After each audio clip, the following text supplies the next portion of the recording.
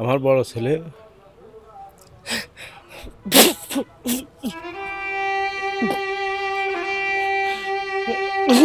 সিরাজগঞ্জ গেছি, রাজশাহী র্যাব অফিসে গেছি, উত্তরা র্যাব অফিসে গেছি, কোনো জায়গায় পাই। 12 বছর 13 বছরও পড়ছে।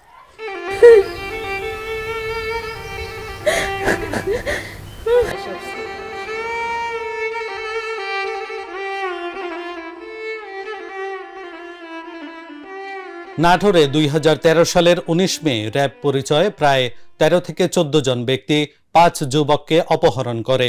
পরদিন থেকেই শুরু হয় তাদের খোঁজার মরিয়া চেষ্টা।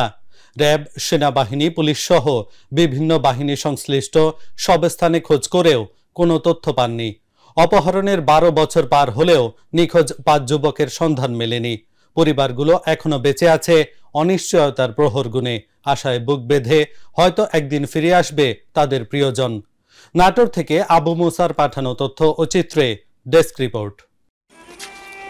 2013 সালের 19 মে রাত নাটোরের বড়াইগ্রাম উপজেলার গুরুমশৈল ও মহিষভাঙ্গা গ্রাম জুড়ে নেমে আসে আতঙ্কের ছায়া। রাতের আধারে 3টি মাইক্রোবাসে আসে একদল অস্ত্রধারী, নিজেদের পরিচয় দেয় র্যাব সদস্য হিসেবে। প্রথমে গুরুমশৈল গ্রামের ইব্রাহিম খলিল ও কামাল হোসেনকে ঘর থেকে বের করে বেধড়ক মারধর করা হয়। এরপর খোঁজ নিতে গিয়ে প্রহরীকে না পেয়ে তার বাবা লস্কর প্রামাণিককেও নির্মমভাবে পেটানো হয়। একই রাতে পাশের মহিষভাঙ্গা গ্রাম থেকে তুলে নেওয়া হয় তৈয়ব আলীকে। আর বনপাড়া বাজার থেকে অপহৃত হয় বিজিবি সদস্য রাসেল গাজী ও তার বন্ধু সেন্টু হোসেন। আমার বড় ছেলে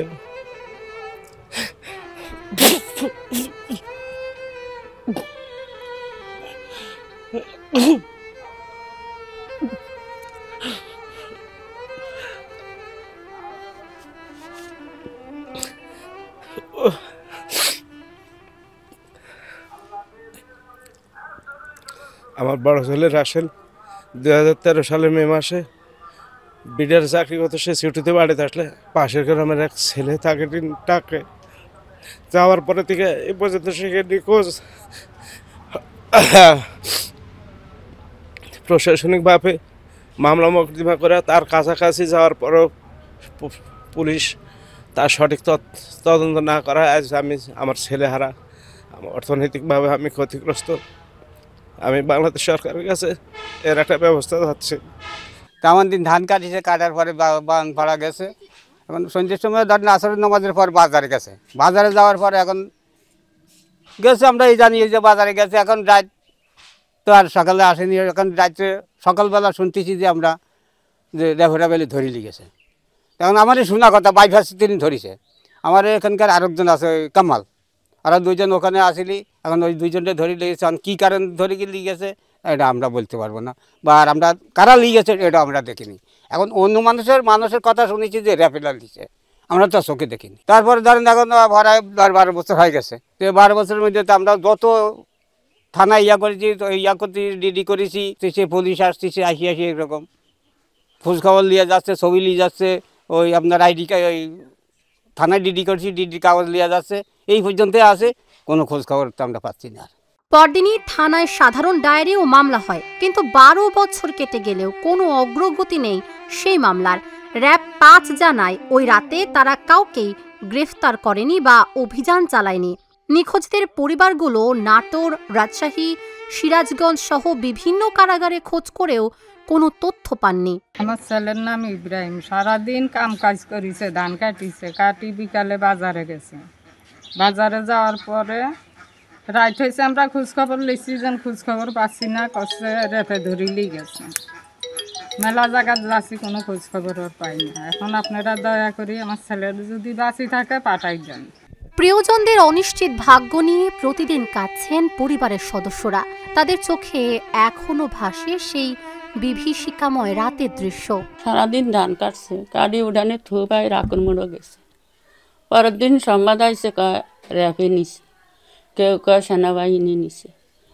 এই কই গোটা বাংলাদেশ সব জায়গা খুঁজেছি। সিরাজগঞ্জ গেছি, রাজশাহী র্যাব অফিসে গেছি, উত্তরা র্যাব অফিসে গেছি, কোনো জায়গায় পাইনি। 12 বছর 13 বছরও পড়ছে। এখনো কোনো খোঁজ পাইনি। তারপরে শেখ হাসিনা চলে গেছে, আরও উত্তরা 6 নম্বর 12 নম্বরে যাই হিয়ানো এই ছবি দিয়ে আইসি, আইডেন্টি কার্ডের ফটোকপি দিয়ে আইসি, সব দিয়ে আইসি। বললো ঠিক আছে, যদি থাকে তাহলে আমরা আপনার নিউজ দিব। এই পর্যন্ত আর কত কাঁদবো, কাঁদিয়েও শেষ করি আলাইছি। সর্বশেষ 5 আগস্ট ঢাকায় বিভিন্ন দপ্তরে নাম, ঠিকানা ও ছবি জমা দিয়েও কোনো সাড়া মেলেনি। পরিবারের সদস্যদের দাবি, অন্তত সরকার বা আইন শৃঙ্খলা বাহিনী জানাক তারা বেঁচে আছে না মারা গেছেন।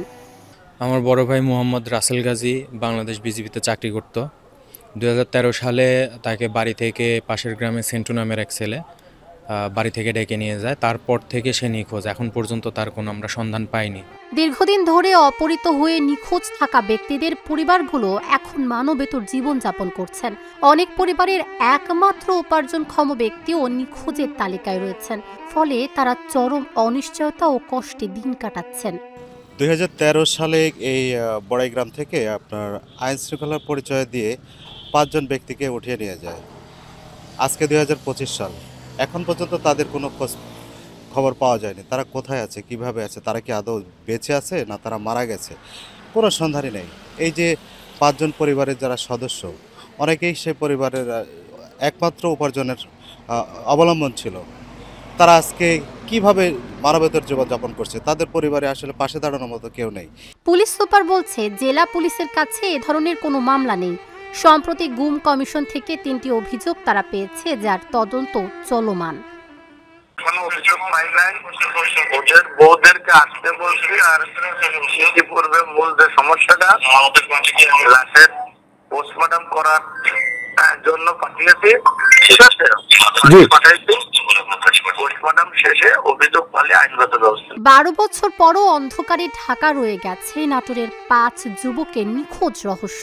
প্রমাণের অভাব, তদন্তের ধীর গতি আর অনিশ্চয়তায় হারিয়ে গেছে ন্যায় বিচারের আশা। তবু তাদের স্বজনরা এখনো বিশ্বাস হারাননি, একদিন হয়তো সত্য প্রকাশ পাবে আর ফিরে আসবে তাদের প্রিয়জনেরা। Dhaka journal news desk.